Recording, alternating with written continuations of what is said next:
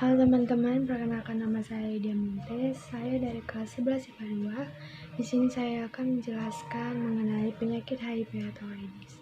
Sebelum itu, kita harus tahu dulu apa itu penyakit HIV atau AIDS. Nah, HIV itu merupakan virus yang menyebabkan penyakit AIDS. Penyakit AIDS menyerang sistem kekebalan tubuh sehingga penderita tidak mempunyai kekebalan terhadap berbagai penyakit.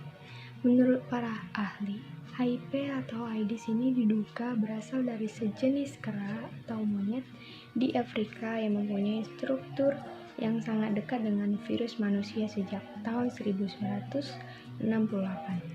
Virus ini telah membunuh kera-kera di Afrika dan tahun 1980-an mulai menewaskan pria homoseksual di Amerika Serikat. Tahun 1961 didapat bukti bahwa SIV atau Simian Immunodeficiency Virus yang harus identik dengan HIV yang di Afrika sendiri, virus ini telah menjadi wabah. Adapun tahapan HIV menjadi AIDS memiliki gejala-gejala sebagai berikut. Yang pertama, tahap awal infeksi HIV.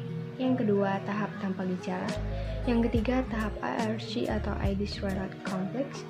Yang keempat, tahap AIDS. Yang kelima, tahap gangguan otak atau susunan saraf pusat. Beberapa cara penularan penyakit HIV atau AIDS. 1. Hubungan kelamin. Yang kedua, transfusi darah. Yang ketiga, alat-alat medis. Yang keempat, ibu hamil. Yang kelima, cairan tubuh. Dan yang keenam, donor organ atau transplantasi. Ada gejala atau penyebab awal terinfeksi virus HIV atau AIDS. HIV telah dikenal sebagai virus penyebab AIDS. Ketika masuk ke tubuh, virus ini langsung menyerang sistem kekebalan tubuh yaitu limfosit T4 yang kemudian mengikat CD4 reseptor yang terdapat pada permukaan limfosit. Virus ini irreversible atau tidak dapat kembali dan berlangsung seumur hidup karena setelah berkembang biak pada inangnya, HIV akan mengandung bahan genetik virus. Sejak itulah, tubuh si penderita sudah kehilangan sebagian sistem kekebalan sehingga penderita masih kelihatan sehat sebagaimana orang normal. Meskipun kelihatan sehat, penderita ini sangat berpotensi menularkan virus penyakit AIDS atau HIV kepada orang lain. Ketika HIV dalam masa inkubasi, karena perlahan-lahan kekebalan tubuh mulai mengalami penurunan. Gejala-gejala fisik mulai kelihatan seperti demam, berkeringat malam hari, badan cepat lesu, nafsu makan menurun, badan kurus, mudah terserang flu, mencret, timbul bercak-cak putih, dan timbul penyakit paru-paru.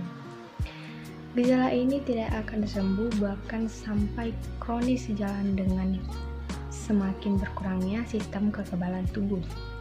Ketika masa inkubasi hampir habis dan penderita siap untuk terjangkit AIDS, gejala AIDS mulai tampak seperti pembekakan getah bening, tumor kulit, infeksi paru-paru, jamur di rongga mulut, dan lain-lain. Nah, adapun kelompok yang berisiko tinggi terkena virus HIV atau AIDS adalah yang pertama, homoseksual. Homoseksual ini adalah sekelompok orang yang menyukai hubungan seksual sesama jenis. Nah, yang kedua itu hiperseksual. Hiperseksual ini kebiasaan berganti-ganti pasangan itu sangat beresiko tertular virus penyakit HIV atau AIDS. Yang ketiga, biseksual. Dan yang keempat, pencandu narkoba. Ada beberapa cara untuk mencegah penularan virus HIV atau AIDS ini. Nah, yang pertama itu adalah dengan selalu hidup dan berperilaku sehat. Poin pentingnya di sini adalah yang pertama, selalu menggunakan jarum suntik steril dan baru ketika melakukan penyelidikan. Yang kedua, selalu menerapkan kewaspadaan mengenai seks aman, atau artinya itu hanya berhubungan seks dengan pasangan yang sah sebagai suami atau istri. Yang ketiga, jika ibu hamil positif HIV, sebaiknya diberitahu tentang semua resiko dan kemungkinan yang akan terjadi pada dirinya sendiri atau janin dan bayinya. Yang kedua itu ada obat-obat HIV atau AIDS. Berikut beberapa jenis obat-obatan yang dikenal dalam dunia kedokteran untuk menyembuhkan penderita HIV atau AIDS.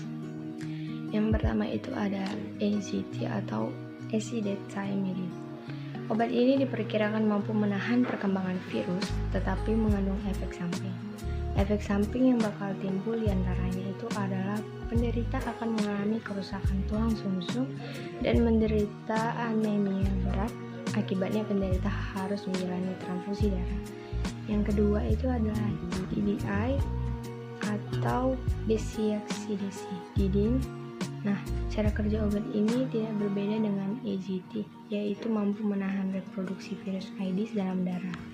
Obat ini juga telah diuji coba dan tidak menimbulkan efek samping yang fatal. Yang ketiga itu adalah DDC atau salsartan. Seperti halnya AZT dan DDI ini, obat ini dapat menahan perkembangan virus AIDS.